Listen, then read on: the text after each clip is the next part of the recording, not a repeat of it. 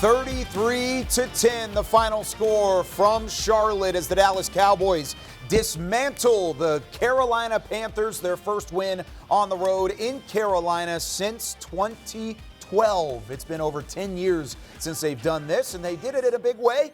Daron Bland, we'll get to him in a couple moments, tying NFL history with his fourth, count them, 4 pick sixes on the 2023 season. What a year it's been for Daron Bland. The Cowboys improve to 7-3. Welcome into the First Word presented by Dr. Pepper. He's Barry Church, Isaiah Stanback, Nate Newton. I'm Kyle Youmans. Barry, I'll start with you. The defense was the one that set the tone. 6 sacks combined between that front seven. Daron Bland with the interception. What did you feel like the defense did best in this win? They rushed the passer, and they were able to keep Bryce Young in the pocket. I think that's the only chance that the Panthers had this game offensively, if they were able to move the pocket, get cleaner looks for Bryce Young. But you saw the edges were set from that defense. Parsons and the crew did a great job keeping them in there, and they were able to finish on those sacks. A lot of those times, those D-backs, the defensive backs in the secondary, were covering great on Thielen and all those other guys and forcing coverage sacks out there. But there's two things that kind of concern me just a little bit with this defense going forward. One was the running game, because Carolina, they did not give up on that ground game. They were running it right down the Dallas Cowboys' throat,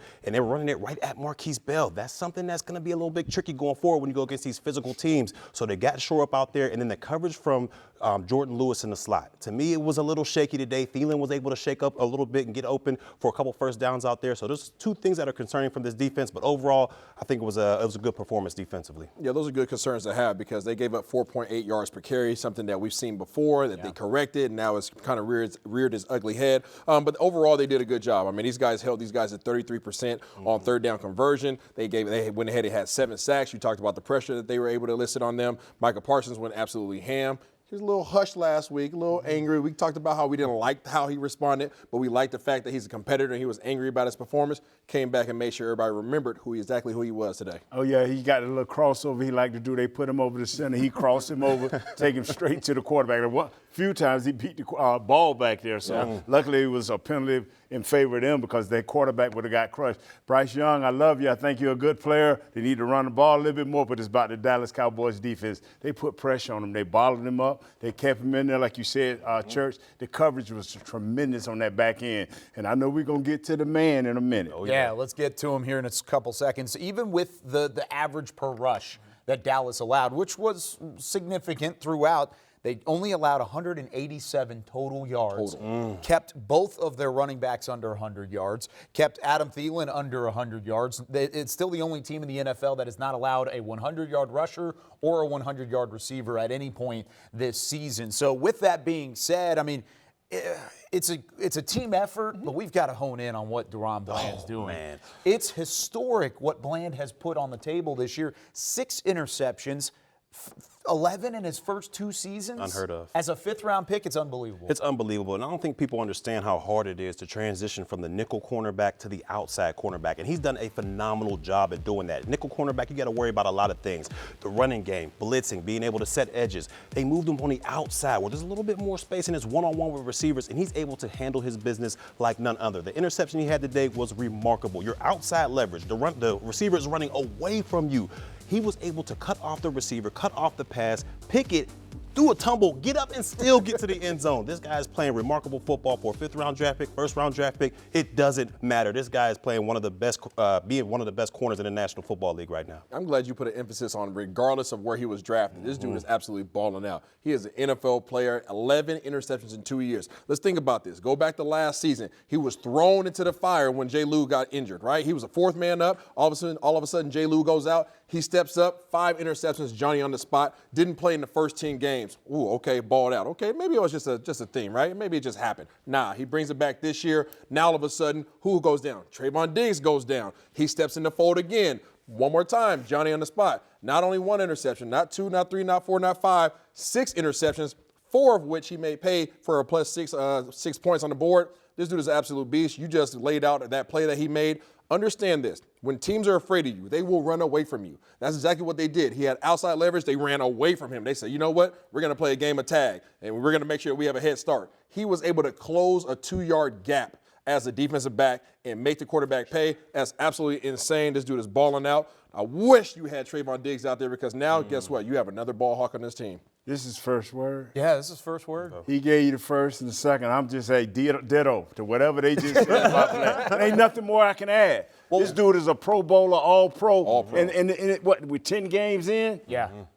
Nothing else said. 7 games left to play, and he already has 6 interceptions, 4 pick sixes, tying the NFL record. If he stays healthy, he's got a really good shot to keep that going. Of course, you want him to stay healthy because you need him in that secondary. Since you didn't get the first or second word on Daron Bland, let's talk about the offensive line, what they've done over these last 2 games.